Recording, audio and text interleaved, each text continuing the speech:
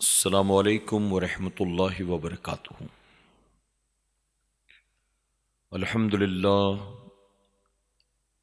للہ رب العالمین والعاقبۃ للمتقین والصلاة والسلام علی سید الانبیاء والمرسلین اما بعد فاعوذ باللہ من الشیطان الرجیم بسم اللہ الرحمن الرحیم ان الدین عند اللہ الاسلام صدق اللہ مولانا العلی العظیم۔ الصلاۃ والسلام علیک یا رسول اللہ،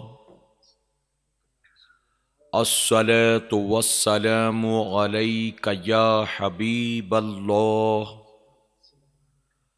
الصلاۃ والسلام علیک یا نبی اللہ، وعلی آلک واصحابک یا نور اللہ صلی اللہ تعالی علیہ وسلم۔ رب کعبہ کی بارگاہ میں دعا ہے، مولا اپنے حبیب صاحب لولاک صلی اللہ تعالی علیہ وسلم کے صدق و طوفیل ہم تمام حاضرین اور ناظرین کو تو دم واپسی تک حق کہنے، حق سننے اور اپنے حق والے بندوں کے دامن سے وابستہ رہنے کی توفیق نصیب فرما۔ ساتھ ہی بارگاہ رب العزت میں دعا ہے کہ میرے کریم ہم گنہگاروں سیاہ کاروں کو صحیح معنوں میں قرآن و سنت کو سمجھنے اور اس پر عمل کرنے کی توفیق عطا فرما۔ جو بھی باطل رسومات ہیں یا باطل عقائد ہیں، مولا اس سے کل امت مسلمہ کی حفاظت فرما۔ میرے پیارے آقا علیہ الصلاۃ والتسلیم کے پیارے دیوانوں، خاتون جنت حضرت فاطمۃ الزہرا رضی اللہ تعالیٰ عنہا کی کنیزوں، اس وقت اسلامی سال کا دوسرا مہینہ ماہ صفر المظفر ہمارے اور آپ کے سامنے سے گزر رہا ہے۔ کچھ اولیاء اکرام کے عرس پاک کی بابرکت تاریخیں ہمارے اور آپ کے سامنے سے گزر چکی ہیں، اور کچھ بزرگان دین کے عرس پاک کی تاریخیں ابھی آنا باقی ہیں۔ ان میں بالخصوص اعلیٰ حضرت عظیم البرکت مجدد دین و ملت، پروانِ شمع رسالت، الشاہ امام احمد رضا خان فاضلِ بریلوی رضی اللہ تعالیٰ عنہ کے عرس پاک کی تاریخ ہے۔ انشاءاللہ آنے والے ہفتہ واری اجتماعات میں ہم اور آپ اعلیٰ حضرت عظیم البرکت کی سوانح، آپ کی سیرت، آپ کی علمی صلاحیت، آپ کی دینی خدمات، ان عنوانات پر گفتگو سماعت کریں گے۔ آج میں انشاءاللہ آپ کو ماہ صفر المظفر کے تعلق سے کچھ اہم باتیں سمجھا کر اس بات کی وضاحت کرنا چاہتا ہوں کہ اسلام یہ قرآن و سنت کا نام ہے، اسلام یہ حضور اکرم صلی اللہ علیہ وسلم کے لائے ہوئے دین اور ان کی شریعت کا نام ہے، اسلام رسم و رواج کا نام نہیں ہے، اسلام داستان الف لیلہ کا نام نہیں ہے۔ حضور اکرم صلی اللہ علیہ وسلم نے آخری حج کے موقع پر جب خطبہ دیا تھا تو آپ نے فرمایا تھا کہ آج دین مکمل ہو چکا ہے، اور آج کے دن میں نے زمانے جاہلیت کی تمام رسومات کو، باطل نظریوں کو اپنے پیروں تلے رون دیا ہے۔ یعنی اب آج کے بعد زمانے جاہلیت کے باطل عقائد یا زمانے جاہلیت کے غلط رسومات پر عمل نہیں ہوگا، آج کے بعد عمل ہوگا تو قرآن پر عمل ہوگا، آج کے بعد عمل ہوگا تو میری لائی شریعت پر عمل ہوگا۔ لیکن مجھے معذرت کے ساتھ یہ بات کہنی پڑتی ہے کہ 1450 سال کے بعد آج بھی قوم مسلم میں بہت ساری چیزیں ایسی پائی جاتی ہیں، چاہے وہ روزمرہ کی زندگی کو لے کر ہو، چاہے وہ ہمارے معاملات کو لے کر ہو، جن چیزوں کا قرآن و سنت سے دور دور تک کوئی تعلق نہیں ہے، بلکہ بہت سی چیزیں ایسی ہیں جو بالکل واضح طور پر، کھلے طور پر قرآن و سنت سے ٹکراتی ہیں، جسے ہم اور آپ رسم و رواج کہہ سکتے ہیں، باطل نظریے کہہ سکتے ہیں، اور اسے لوگ کبھی اپنے باپ دادا سے جوڑتے ہیں، کبھی اپنی جماعت سے جوڑتے ہیں، کبھی اپنے علاقے سے جوڑتے ہیں، کبھی اپنے ملک سے جوڑتے ہیں، کبھی اپنے خاندان سے جوڑتے ہیں، اور ان چیزوں کو کہیں نہ کہیں کسی نہ کسی چیز سے جوڑ کر اتنا زیادہ سختی کے ساتھ اس پر عمل کرتے ہیں کہ اگرچہ یہ چیزیں قرآن و سنت سے ٹکراتی بھی ہوں تو وہ اس کی پرواہ نہیں کرتے۔ جبکہ میں ہمیشہ کہتا ہوں کہ بحیثیت مسلمان ہماری اور آپ کی یہ ڈیوٹی ہے، ہماری اور آپ کی یہ ذمہ داری ہے کہ ہم رسم و رواج کی کوئی پرواہ نہ کریں، وہ رسم و رواج 10-20 سال پرانے ہوں یا 100-200 سال پرانے ہوں، اگر وہ چیزیں قرآن و سنت سے نہیں ٹکراتی ہیں تو کوئی بات نہیں، آپ عمل کریں، ان میں کوئی گناہ نہیں ہے تو کریں۔ لیکن اگر وہ چیزیں قرآن و سنت سے ٹکراتی ہیں تو بحیثیت مسلمان ایسی چیزوں کو ٹھوکر مار دینی چاہیے اور عمل کرنا چاہیے تو صرف اور صرف قرآن و سنت پر عمل کرنا چاہیے۔ زمانے جاہلیت میں ماہ صفر کے بارے میں لوگوں کا یہ عقیدہ تھا کہ یہ بڑا منحوس مہینہ ہے، اور جانتے ہیں آپ یہ عقیدہ کس کا تھا؟ ابو جہل کا، ابو لہب کا، مشرکین مکہ کا، عتبہ کا، شیبہ کا۔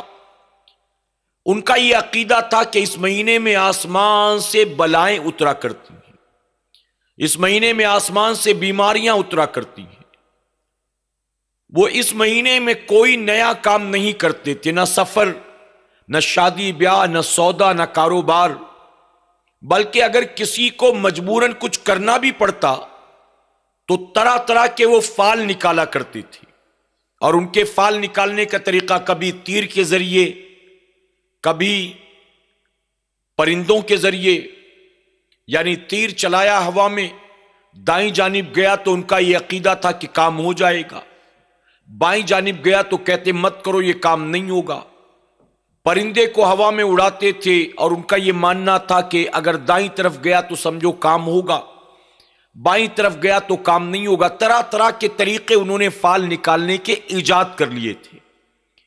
حضور اکرم صلی اللہ علیہ وسلم نے ان ساری چیزوں کا رد فرمایا۔ اگر کوئی مریض بیمار ہوتا تو اس کی عیادت کو نہیں جاتے تھے، اس کو مرنے کے لیے بستر پر چھوڑ دیتے۔ ان کا یہ ماننا تھا کہ اگر مریض کو دیکھنے جاؤ گے تو بیماری اس سے اڑ کر تم کو لگ جائے گی۔ اسی طرح الو کو منحوس پرندہ مانتے تھے، اور نہ جانے کون کون سے ان کے باطل عقیدے تھے۔ بخاری شریف کی حدیث مبارکہ ہے، حضور اکرم صلی اللہ علیہ وسلم نے ان ساری چیزوں کا اس حدیث مبارکہ میں رد فرمایا۔ آپ نے فرمایا کہ الو صرف ایک پرندہ ہے، بیماری ایک سے اڑ کر دوسرے کو لگنے کی طاقت نہیں رکھتی ہے۔ اسی طرح سفر، فرماتے یہ کچھ بھی نہیں ہے، یہ مہینہ جس کے بارے میں تم نے باطل عقائد بنا رکھے ہیں، حقیقت میں یہ کچھ بھی نہیں ہے۔ تو اسے کہتے ہیں توہم پرستی، اسے کہتے ہیں جہالت، اسے کہتے ہیں مشرکین مکہ کے عقائد کو اپنانا اور اسی پر معاذ اللہ عمل کرنا، جبکہ ان ساری چیزوں سے امت مسلمہ کا دور دور تک کوئی تعلق نہیں۔ جب دین مکمل ہو گیا تو پھر عمل کس پر کیا جائے گا؟ حضور کی لائی شریعت پر، یا معاذ اللہ ابو جہل ابو لہب کے باطل نظریے پر؟ کس پر عمل کیا جائے گا؟ میرے پیارے آقا علیہ الصلوۃ والتسلیم کے پیارے دیوانوں، خاتون جنت حضرت فاطمۃ الزہرا رضی اللہ تعالیٰ عنہ کی کنیزوں، یاد رکھیں اللہ کے نزدیک مہینوں کی گنتی 12 ہے، یعنی 12 مہینے ہوتے ہیں ٹوٹل۔ اب انہی میں یہ مہینہ جو ہے جسے سفر المظفر کہتے ہیں، یہ اسلامی سال کا دوسرا مہینہ ہے۔ ایک بات اچھی طرح سے سمجھ لیں، اللہ تبارک و تعالیٰ نے کسی مہینے کو تمام مہینوں پر فضیلت عطا کی، اللہ نے کسی دن کو تمام دنوں پر فضیلت عطا فرمایا، اللہ نے کسی رات کو تمام راتوں پر فضیلت عطا کی، لیکن اللہ نے 12 مہینے میں کسی بھی مہینے کو منحوس نہیں بنایا ہے۔ اللہ نے تمام دنوں میں کسی دن کو منحوس نہیں بنایا ہے، اللہ نے کسی رات کو تمام راتوں میں منحوس نہیں بنایا ہے۔ تمام مہینوں کا سردار، 12 مہینوں میں کون سا مہینہ سردار ہے؟ ماہ رمضان المبارک۔ تمام دنوں میں کون سا دن تمام دنوں کا سردار، سب سے زیادہ بزرگی والا؟ جمعہ کا دن ہے۔ تمام راتوں میں سب سے زیادہ برکت والی، فضیلت والی، عظمت والی، بزرگی والی، شان والی رات کون سی؟ تو فرمایا کہ لیلۃ القدر، کہ یہ ہفتے بھر کی، مہینے بھر کی راتوں کے مقابلے نہیں، 1000 مہینوں کی راتوں سے افضل ہے، اللہ نے فرما دیا۔ تو افضلیت تو دی، فضیلت تو دی، بزرگی تو دی، لیکن کسی کو بھی نحوست والا، مصیبت والا، بلا والا نہیں بنایا۔ یہ کون بناتا ہے جانتے؟ یہ بندے اپنے اعمال سے بناتے ہیں۔ کسی بھی دن کو، لمحے کو، گھڑی کو، رات کو، مہینے کو، ہفتے کو، سال کو برا انسان اپنی بری خصلتوں کی بنیاد بناتا ہے۔ میں مثال دوں آپ کو، شب قدر بڑی فضیلت والی رات، ہر مسلمان جانتا ہے اس کی عظمتیں کیا ہیں۔ اس رات اللہ نے کون کون سے انعامات رکھے ہیں، اس رات آسمان سے فرشتے اترتے، اس کی فضیلت اللہ نے قرآن میں بیان کی، ہر مسلمان جانتا ہے۔ لیکن مان لیجئے اسی رات میں ایک مسلمان پوری رات شراب پیتا رہے، پوری رات فلمیں دیکھتا رہے، پوری رات ناچتا گاتا رہے، پوری رات زنا کے اڈے پر، جوئے کے بازار میں لگا دے، تو اب یہ رات تو بڑی فضیلت والی تھی، لیکن کیا وہ بندہ اس کی برکت حاصل کر سکے گا؟ کیا اس کی برکت سے 1% بھی اس کو کچھ ملے گا؟ اب یہ رات تو تمام دنیا بھر کے مسلمانوں کے لیے بہت بڑی رات تھی، لیکن اس بندے نے اسی رات کو اللہ رسول کی نافرمانی کر کے اسی رات کے عمل کو اپنے لیے جہنم کا ایندھن بنا لیا، جہنم کا سامان بنا لیا۔ جمعہ کا دن بہت بزرگی والا، اللہ کے نزدیک عید اور بقرہ عید سے زیادہ بزرگی والا ہے، لیکن ایک مسلمان اپنی بری عادت کی بنیاد، لت کی بنیاد، جمعہ کا دن بھی باقی تمام دنوں کی طرح گناہوں میں گزار دے، برائیوں میں گزار دے، تو اب بتائیے کیا وہ جمعہ کی برکت حاصل کر سکے گا؟ شب برات میں اللہ سارے گناہگاروں کی مغفرت کر دیتا ہے۔ فرمایا گیا قبیلہ بنو کلب کی بکریوں کے بالوں کے برابر اللہ جہنمیوں کو جہنم سے آزاد کر دیتا ہے۔ آپ سوچیں، بالوں کو ہم گن نہیں سکتے، بکریوں کے بال گننا ناممکن، تو حضور نے مثال دے کر بتا دیا کہ جیسے ان بالوں کا شمار تمہارے لیے ناممکن ہے، اسی طرح اس رات کتنوں کی مغفرت ہوگی اس کا شمار بھی تمہارے لیے ناممکن ہے۔ اور غور کریں آپ، میرے آقا نے فرمایا جہنمیوں کو جہنم سے رہا کر دیتا ہے۔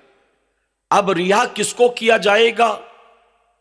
اگر کوئی کہے فلاں کا بیٹا قید سے آزاد ہو گیا، فلاں کا باپ آج جیل سے چھوٹ گیا، تو آزاد ہوا، چھوٹ گیا، باہر نکلا، رہا ہوا، اس کا مطلب قید میں تھا تبھی تو آزاد ہوا، قید میں تھا تبھی تو رہا ہوا۔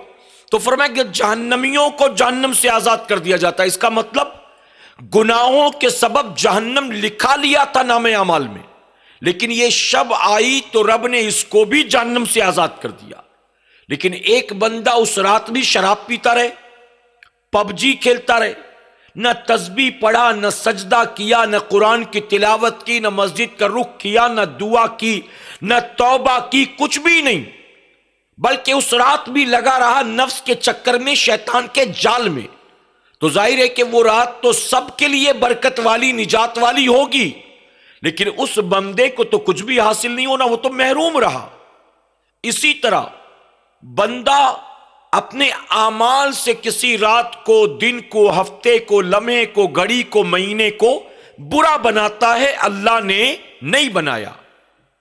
جیسے تمام مہینے ہیں ویسے ہی یہ بھی ایک عام مہینہ ہے، بلکہ غور کریں تو پتہ چلے گا اس کا نام ہی سفر المظفر ہے۔ آپ جانتے مظفر کا مطلب کامیابی، وکٹری۔ آپ سوچیں تو سفر المظفر، یہ تو نام کے ساتھ ہی کامیابی لگی ہوئی ہے، جڑی ہوئی، اور لوگ کہہ رہے نہیں یہ تو برا مہینہ ہے، معاذ اللہ نحوست والا ہے۔ کس کا عقیدہ کہاں سے لے کر آئیے؟ یہ میرے نبی کا دیا ہوا عقیدہ تو نہیں ہے۔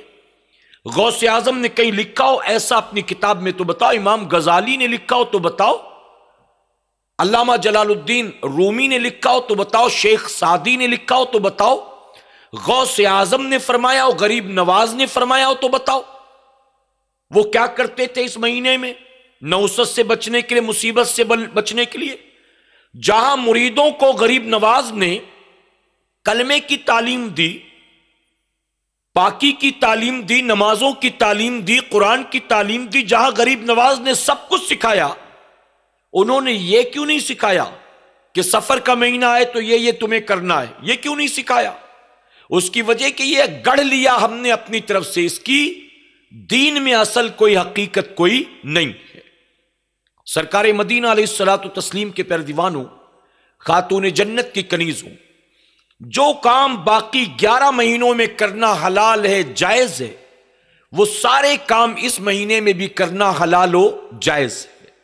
شادی بھی کر سکتے ہیں، سفر بھی کر سکتے ہیں، نیا سودا بھی کر سکتے ہیں، نئی دکان بھی لے سکتے ہیں، کار بھی خرید سکتے ہیں، مکان بھی خرید سکتے ہیں، اگر کسی کو نیا کاروبار شروع کرنا ہے تو وہ بھی کر سکتے ہیں، لیکن چاہے وہ ماہ سفر میں کریں، چاہے وہ ربیع الاول شریف میں کریں، چاہے وہ ماہ رجب و شعبان میں کریں، جب بھی کریں ہر کام کے ساتھ بسم اللہ کر لیں، اور ہر کام کے ساتھ نیت یہ کریں کہ میں تو کر رہا ہوں، کامیابی اس وقت ملے گی جب میرے مولا کی مدد شامل ہوگی، اور اللہ کی مدد شامل ہو تو بندہ کوئی بھی کام کرے مولا کامیابی بھی عطا کرے گا اور برکت بھی عطا فرمائے گا۔ لیکن اللہ کی مدد شامل نہ ہو، دنیا والوں کی مدد شامل ہو، تو ہرگز بندہ کامیاب نہیں ہو سکتا ہے۔ تو جتنے بھی من گڑنت نظریے ہیں، عقائد ہیں اس مہینے کے بارے میں، سب کو ختم کریں۔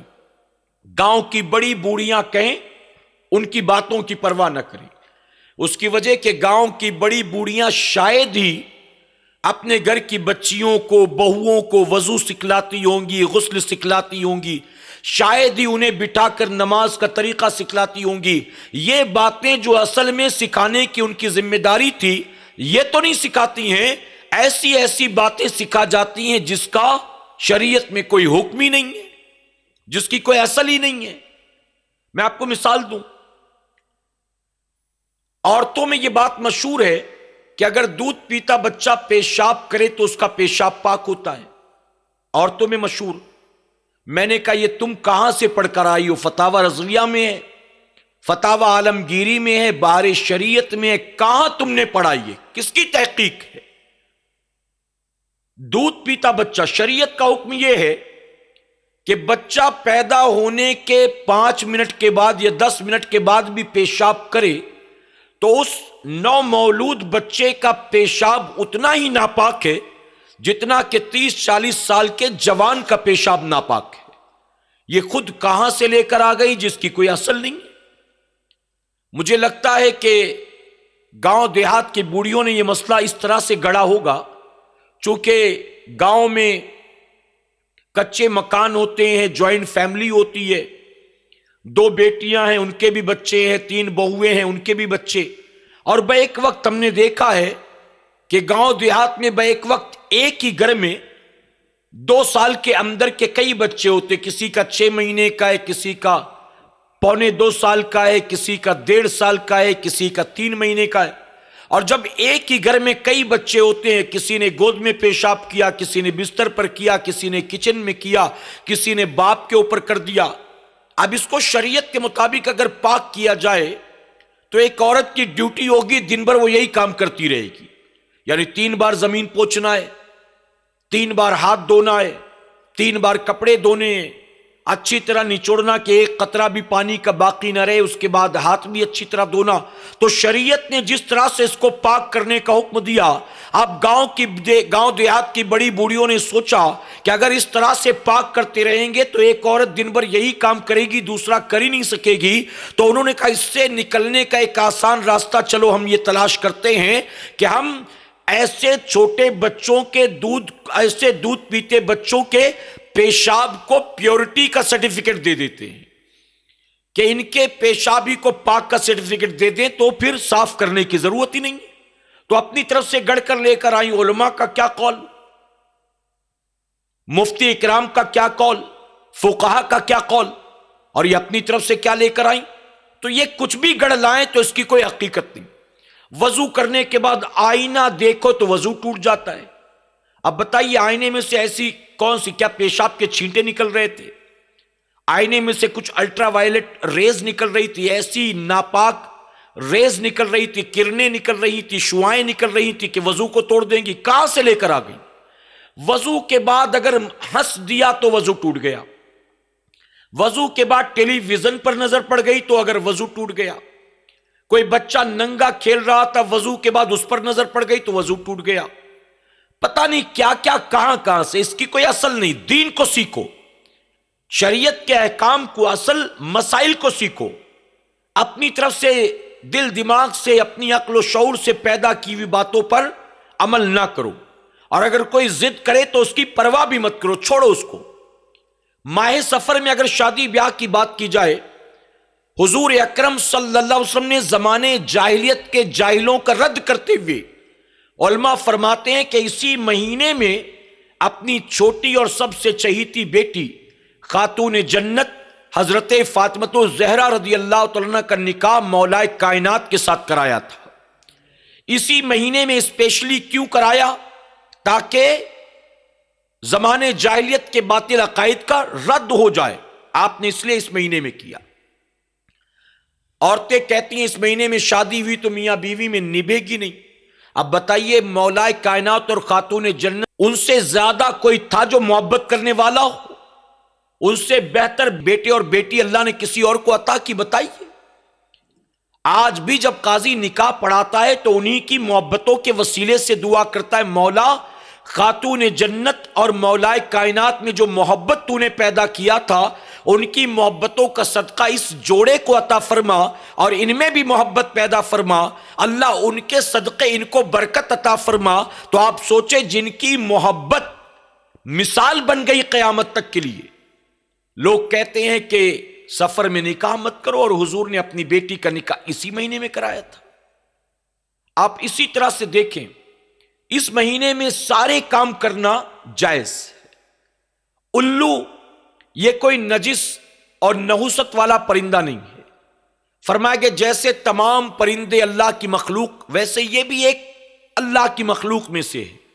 اس کا چہرہ آپ کو پسند نہیں ہے، شکل و صورت پسند نہیں ہے، اس کی آواز پسند نہیں ہے، تو کوئی بات نہیں، یہ آپ کی پسند ناپسند کی بات ہے۔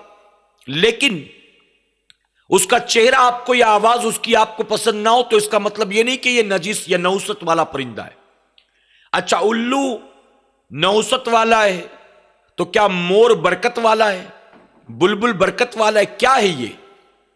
میرے پیارے آقا کے پیارے دیوانوں، راستے سے اگر بلی چلی جائے، سامنے سے بلی راستہ کاٹ دے تو لوگ یہ سمجھتے ہیں کہ معاذ اللہ اب میرا کوئی کام نہیں ہوگا یا میرا کام بگڑ جائے گا، بلی نے راستہ کاٹ دیا۔ یہ کہاں سے لے کر آ گئے آپ بتائیے؟ یہ عقیدہ تو ہمارے ملک کے مشرکین کا بھی ہے۔ آخر وہ عقیدہ جو مشرکین کا ہو اس سے مسلمان کا کیا لینا دینا ہے؟ میں کہتا ہوں کام کا بننا بگڑنا یہ بلی کے کنٹرول میں ہے کہ اللہ کی دست قدرت میں ہے؟ میں کہتا ہوں اگر مومن ہو تو یقین جانو ایک نہیں دنیا کی ساری بلیاں راستہ کاٹ دیں، آپ کا کام اگر اللہ نے لکھا ہے کہ بن کر رہے گا تو بلیاں کچھ بگاڑ نہیں سکتی، اور اگر آپ کے مقدر میں وہ کام نہیں لکھا تو بلی راستہ نہ بھی کاٹے تو بھی آپ کا وہ کام بننے والا نہیں ہے، یاد رکھیں۔ تو بلی کے راستہ کاٹنے نہ کاٹنے سے کام کا بننا یا بگڑنا نہیں ہے، یہ ہم نے اپنی طرف سے بنا رکھا ہے۔ اسی طرح کہیں کوا بول رہا ہو تو لوگ کہتے ہیں مہمان آنے والے ہیں، لگتا ہے گھر میں مہمان۔ اچھا، جو مہمان آنے والے، دنیا اتنی ترقی کر چکی ہے، سرپرائز تو نہیں دیں گے، کم سے کم بتا کر آئیں گے، فون کر لیں گے، میسج کر دیں گے تاکہ میزبان بھی اسی اعتبار سے تیاری کر لے۔ اب کوا بول رہا ہے، بولنے کے ریزن کچھ اور ہوگا، آپ کے گھر میں کوئی چیز اس کو نظر آ گئی ہوگی کھانے پینے کی، کہیں گوشت رکھا ہوگا شاید دیکھ لیا، کہیں کوئی اور چیز روٹی وغیرہ رکھی ہوگی شاید دیکھ لیا، وہ کھانے کے لیے گھوم رہا ہے آپ کے گھر کے ارد گرد، اس لیے کبھی اس کھڑکی میں، کبھی اس کھڑکی میں، کبھی کچن میں، کبھی ہال میں۔ اس کا مطلب یہ نہیں کہ مہمان آنے والے، اس کو بھوک لگی ہے، ہو سکتا ہے اس کو پیاس لگی ہوئی ہو۔ رات بلی کہیں کسی کے چھت پر بولے تو صبح ہوتے ہی آپس میں عورتیں باتیں کرنے لگتی ہیں، رات بھر بلی روئی ہے، لگتا ہے کسی کا انتقال ہونے والا ہے۔ آخر یہ بلی کو کیسے پتا چل گیا؟ یا بلی کی بولی آپ سمجھتی تھی کہ آپ نے جان لیا کہ بلی رات کو کیا کہہ رہی تھی؟ سرکار مدینہ علیہ الصلوۃ والتسلیم کی چاہنے والیوں، اللہ رب العزت نے ہمیں اور آپ کو اشرف المخلوقات بنا کر پیدا فرمایا ہے۔ اللہ نے خلافت کا تاج حضرت انسان کے سر پر رکھا۔ ہمارے تقدیر کا بھلا برا ہونا، کام کا بننا بگڑنا، موت و زندگی، یہ ساری چیزیں معاذ اللہ جانوروں کے کنٹرول میں نہیں، ان کے رونے، راستہ کاٹنے، ان کے چلنے پھرنے، ان کے بولنے پر نہیں ہے، یہ سب اللہ کے دستے قدرت میں ہے۔ یقین جانے اللہ کے دستے قدرت میں ہے۔ اگر معاذ اللہ ثم معاذ اللہ آپ نے ان چیزوں کو، کام کے بننے بگڑنے کو، بیماری اور شفا کو، زندگی اور موت کو، کامیابی ناکامی کو، عزت اور ذلت کو معاذ اللہ کسی اور کی طرف منسوب کرنا شروع کیا تو آپ کو دیکھنا پڑے گا کہ آپ کے سینے میں ایمان بچا بھی ہے کہ نکل چکا ہے۔ ہر چھوٹی بڑی چیز کو ستاروں کے ساتھ، پتھروں کے ساتھ، درختوں کے ساتھ، ہواؤں کے ساتھ اور پتہ نہیں کن کن چیزوں کے ساتھ منسوب کرنا، یہ مومنوں ہمارا کام نہیں، یہ تو مشرکین کا کام ہے۔ مسلمان تو ہر چیز میں اللہ ہی کی ذات پر یقین رکھتا ہے، اللہ کی ذات پر بھروسہ رکھتا ہے۔ ہم اگر اولیاء اکرام کی بارگاہ میں بھی جاتے ہیں تو اس نیت اور اس ارادے سے جاتے ہیں کہ یہ اللہ والے ہیں، ان کے در پر حاضر ہو کر دعا کریں گے، اللہ ہماری دعا قبول فرمائے گا۔ ان سے دعا کی درخواست کریں گے، اللہ ہماری دعا قبول فرمائے گا۔ ان کے وسیلے سے دعا کریں گے، اللہ ہماری دعا قبول فرمائے گا۔ ہم اس عقیدے کے ساتھ نہیں جاتے ہیں کہ یہ دعا قبول کر لیں گے، یہ دے دیں گے، یہ کام بنا دیں گے۔ یہ تو ہم سنیوں پر سراسر بہتان ہے، الزام ہے۔ کوئی سنی پڑھا لکھا نہیں، بے پڑھا لکھا بھی ہو تو معاذ اللہ اللہ کے ولی کی بارگاہ میں اللہ سمجھ کر نہیں جاتا، ولی اللہ سمجھ کر جاتا ہے۔ تو ہم جب اولیاء اکرام کے بارے میں یہ عقیدہ نہیں رکھتے تو پھر بتاؤ یہ جانوروں کے بارے میں یہ عقیدہ کیسے رکھیں گے بھلا؟ معاذ اللہ۔ تو اس سے پرہیز کرنا چاہیے۔ اسی طرح سے بہت سے لوگوں کا یہ کہنا ہے کہ اس مہینے کی 13 تاریخ جو ہے وہ سب سے زیادہ نحوست والی ہے، جس کو 13 تیزی کہتے ہیں عوام میں۔ 13 نکل جائے اطمینان سے تو باقی تو سب خیر ہی خیر ہے، 13 نکل جائے۔ بعض علاقوں میں ہم نے دیکھا 13 تاریخ تک شادی بیاہ نہیں کرتے، 13 کے بعد کر لیتے ہیں۔ اچھا، کچھ جگہوں پر 3، 13، 23 پکڑ رکھا ہے، 8، 18، 28 پکڑ رکھا ہے، پتہ نہیں۔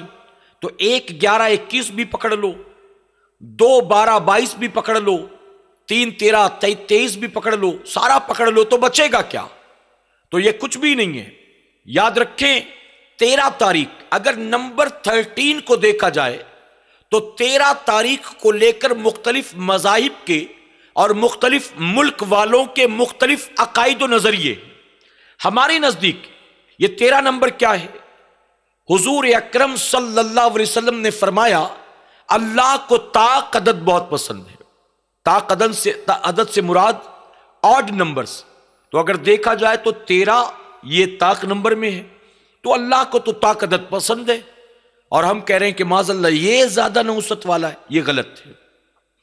مغربی دنیا کی طرف جائے، ویسٹرن ورلڈ کی طرف، تو عیسائیوں میں 13 نمبر کو وہ بڑا منحوس مانتے، برا مانتے، چاہے وہ 13 تاریخ ہو، چاہے وہ 13 نمبر ہو. 13 کا جو نمبر ہے، 13 کا، یہ ان کے نزدیک بہت منحوس ہے. اس کے پیچھے ان کا عقیدہ کیا ہے؟ عیسیٰ علیہ السلام کو جب دشمن تلاش کر رہے تھے، کسی کو پتا نہیں تھا کہ اللہ کے نبی عیسیٰ علیہ السلام ہیں کہاں، تو آپ ہی کے حواریوں میں سے ایک حواری تھا جو سب سے آخری 13 نمبر کا تھا. اس نے آپ کی مخبری کی، جاسوسی کی، اور دشمنان عیسیٰ کو اس نے عیسیٰ علیہ السلام کا پتہ بتایا تھا. تو چونکہ اس کا نمبر 13 تھا، عیسائی اس نمبر سے بڑی نفرت کرتے ہیں. اسی لیے آپ وہاں جا کر دیکھیں، کبھی کسی کا جانا ہو یا وہاں رہنے والے اگر میری گفتگو کو سن رہے ہیں تو وہ جانتے ہیں ان کے یہاں بلڈنگ میں 12 نمبر کے بعد سیدھے 14 نمبر کا فلور ہوتا ہے، 13 نمبر کا فلور ہی نہیں ہوتا ہے.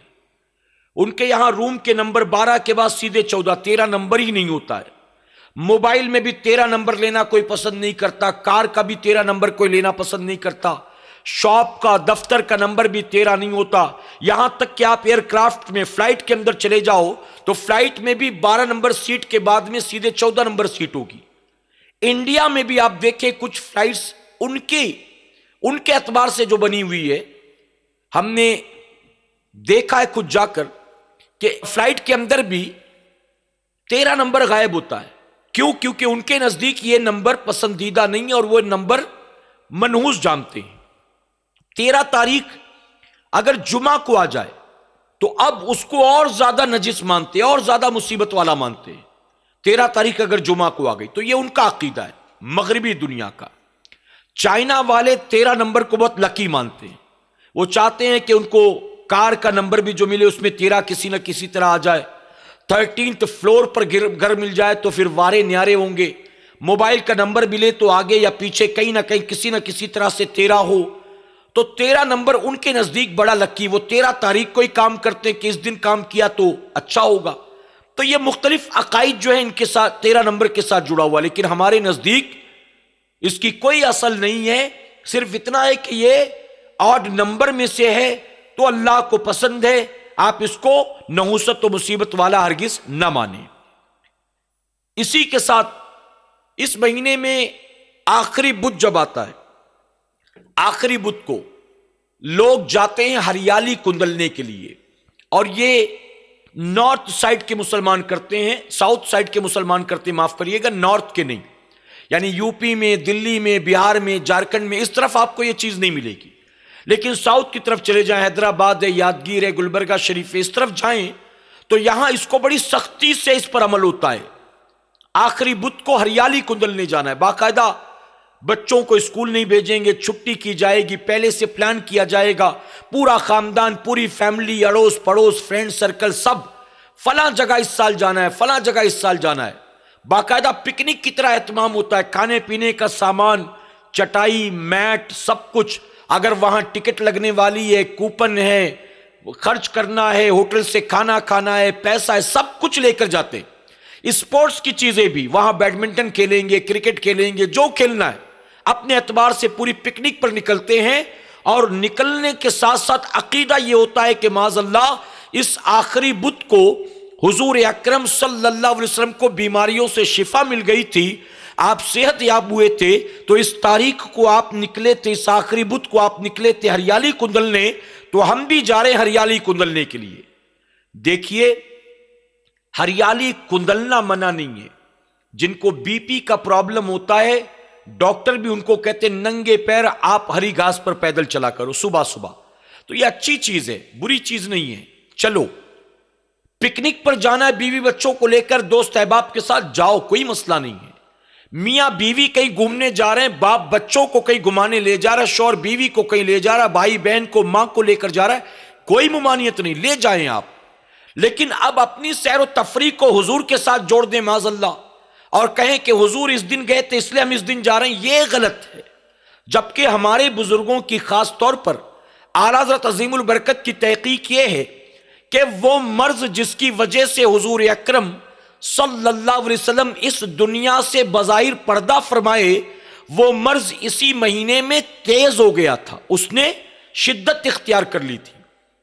اور علماء کی تحقیق بالکل صحیح ہے، اس کی وجہ کہ سفر میں بیماری بڑھی، تب جا کر ربیع الاول کی 12 تاریخ کو آقا پردہ فرمائے۔ اگر سفر کے آخری بدھ کو شفا یاب ہو گئے، صحت مند ہو گئے، تو پھر اگلے مہینے کو آپ کا انتقال کیسے ہوا، آپ وفات کیسے فرمائے؟ تو اس لیے اعلیٰ حضرت نے فرمایا کہ جو لوگوں کا عقیدہ ہے وہ غلط ہے، حق تو یہ ہے کہ بیماری نے اس مہینے میں شدت اختیار کر لی تھی، تو اب گھومنے پھرنے کی ممانعت نہیں، لیکن جو اس کے ساتھ عقیدہ جوڑ رکھا اس کو ختم کر دیں۔ ہاں یہ بھی کہنا چاہوں گا، حضور اکرم صلی اللہ علیہ وسلم نے فرمایا میاں بیوی ایک دوسرے کے ساتھ بیٹھ کر پیار محبت کی باتیں کرے، گفتگو کرے، تو اللہ تبارک تعالیٰ نفل عبادت سے زیادہ انہیں ثواب عطا فرماتا ہے۔ تو یہ عمل اچھا ہے، کرنا چاہیے۔ شوہر بیوی کو وقت دے، بیوی شوہر کو وقت دے، باپ بچوں کو وقت دے، بچہ ماں باپ کو وقت دے، یہ اچھا عمل ہے۔ لیکن جب آپ نکلتے ہریالی کندلنے باقاعدہ پورا پلان کر کے، تو اس وقت پردے کا پلان نہیں ہوتا، نمازوں کا پلان نہیں ہوتا، وضو کا پلان نہیں ہوتا۔ اس وقت ہوتا یہ ہے کہ جب نکلتے ہیں یوں گھومنے پھرنے، تو شہر میں 2-3 ہی گارڈن ہوتے ہیں، 2-3 ہی پکنک اسپاٹ ہوتے، پورا شہر وہیں امڑ پڑتا ہے۔ پھر وہاں بے پردگی، بے احتیاطی، نمازوں سے غفلت، اگر کوئی پڑھتا بھی ہو تو وضو کا انتظام نہیں۔ عورتیں تو مزارات پر جاتی ہیں تو بڑی نمازی بن جاتی ہیں، میدان میں گارڈن میں کون سی نماز پڑھنا ہے ان کو بھلا بتائیے۔ کبھی کبھی تو میں معذرت کے ساتھ کہتا ہوں، چونکہ عورتوں پر جمعہ بھی نہیں، عید بقرہ عید بھی نہیں، تو پورا سال گزر جاتا ہے، رمضان کی چند رکعتوں کے علاوہ وہ پورے سال بھر نماز نہیں پڑھتی۔ کہیں درگاہ پر پہنچ جائیں تو ایسا لگتا ہے کہ ان سے بڑی نمازی کوئی نہیں ہے۔ مصلی لپیٹ کر عصر کی نماز پڑھی، یاسین شریف پڑھی، یاسین شریف لے کر بیٹھی ہوئی اور انتظار کر رہی کب مغرب کی اذان ہو کہ میں مغرب پڑھوں، کب مغرب کی، اور مغرب کی اذان ہوتی ترنت کھڑی ہو گئی مغرب پڑھنے کے لیے، جبکہ ان کو یہ خیال رکھنا چاہیے، میرے آقا نے انہی عورتوں کے بارے میں فرمایا ہے، عورت کا صحن میں نماز پڑھنے سے بہتر ہے اندر والے کمرے میں نماز پڑھنا۔ جب تک گھر میں تھی تو ایک وقت کی نماز پڑھی نہیں، اور مزار پر پہنچی ہے تو کوئی چھوڑتی نہیں، ایک ایک کر کے پڑھتی چلی جا رہی ہے۔ تو احتیاط کرنا چاہیے۔ تو اگر ہریالی کندلنے جائیں اس میں کوئی نماز نہیں، دوسرے مرد بھی وہاں موجود ہیں، گھر کی بچیاں بھاگ رہی ہیں، پکڑا پکڑی کھیل رہے ہیں، کرکٹ کھیل رہے ہیں، بیڈمنٹن کھیل رہے ہیں، فٹ بال لے کر آئے فٹ بال کھیل رہے ہیں، یہ کہاں کی عقل مندی ہے؟ یہ کون سا دین ہے معاذ اللہ؟ تو ان ساری چیزوں کو، ان غلط رسومات کو، ان باطل عقائد و باطل نظریے کو ہمیں اور آپ کو ختم کرنا چاہیے، اور جو اصل دین ہے، جو تعلیمات نبوی صلی اللہ علیہ وسلم ہیں، جو بزرگان دین کی تعلیم ہے، ہمیں اور آپ کو اس پر صرف عمل کرنے کی کوشش کرنا چاہیے۔ تو ماہ سفر المظفر میں آپ وہ سارے کام کریں جو باقی 11 مہینوں میں کیا کرتے ہیں، اور بھروسہ اللہ کی ذات پر رکھیں۔ کام بنانے والا رب کے سوا کوئی نہیں ہے، کامیابی دینے والا رب کے سوا کوئی نہیں ہے، عزت و برکت دینے والا رب کے سوا کوئی نہیں ہے۔ اب جاتے جاتے آخری بات عرض کرنا چاہوں گا، ایک نوجوان نے کسی بزرگ سے پوچھا تھا کہ بابا میں سفر کے مہینے کو نحوست والا نہیں مانتا، لیکن جب میں کوئی کام کرتا ہوں تو کچھ نہ کچھ گڑبڑ ہو ہی جاتی ہے، آخر ایسا کیوں؟ تو آپ فرماتے ہیں اس میں سفر کا کوئی دخل نہیں ہے، اس میں تیری عقل کا دخل ہے، اس میں تیری اپنی غلطی، تیرا قصور۔ اس نے وہ کہا وہ کیسے؟ آپ نے فرمایا تو ماہ سفر میں سارے کام کرتا تو ہے، لیکن کہیں نہ کہیں تیرے دل میں ایک کھٹکا ہوتا ہے، یہ ڈر ہوتا ہے کہ کچھ گڑبڑ ہو گئی تو لوگ کیا کہیں گے، اگر کچھ اوپر نیچے ہو گیا تو لوگ کیا کہیں گے۔ تو چونکہ تیرے دل کے اندر یہ کھٹکا ہوتا ہے تو تیرے کام بگڑ جاتے ہیں، اگر تو اس کو نکال دے، جھٹک دے اور کامل یقین کے ساتھ اللہ کی ذات پر بھروسہ کر کے اپنا کام کر، بھول جا کہ ماہ سفر ہے کہ ربیع الاول ہے، بس کام کی طرف توجہ ہو اور اللہ کی ذات پر بھروسہ ہو، پھر دیکھ اللہ کس طرح سے تجھے کامیابی اور برکتیں عطا فرماتا ہے۔ تو ہماری بھی سوچ، ہمارا بھی نظریہ، ہماری بھی فکر یہی ہونی چاہیے۔ اللہ اپنے محبوب پاک کے صدق و طفیل ہمیں آپ کو سب کو کہنے سننے سے زیادہ عمل کرنے کی توفیق عطا فرمائے۔ درمیان گفتگو مجھ سے جانے انجانے میں کوئی غلطی خامی رہ گئی، آپ سب کو گواہ بنا کر سچے دل سے توبہ کرتا ہوں۔ اللہ میری توبہ قبول فرمائے اور ہماری اس محفل پاک کو میرا کریم قیامت میں ہمارے لیے، ہمارے والدین کے لیے بخشش اور نجات کا ذریعہ بنائے۔ وما علینا الا البلاغ۔ السلام علیکم۔